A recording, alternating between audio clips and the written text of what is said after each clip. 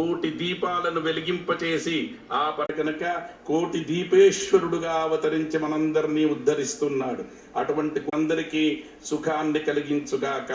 కార్తీక మాసం చాలా శ్రేష్టమైనటువంటిది. అధికారి కార్తికేతు సర్వ ఏవచనో భవేత్. ఎవరు చెయ్యాలి అంటే సర్వజనులకు కార్తీక మాసం వ్రతాధికారం ఉంది. కార్తీక భగవద్ అనుగ్రహం కలగాలి. ఉత్సవం జరుగుతుంది. కార్తీక మాసంలో ఏం విడిచిపెట్టాలి? మధుమాంసములను విడిచిపెట్టాలి అన్నారు. లేకుండా ఉపాసన చెయ్యాలి అని చెప్పినారు. అటువంటి ఉపాసన జరుగుతుంది.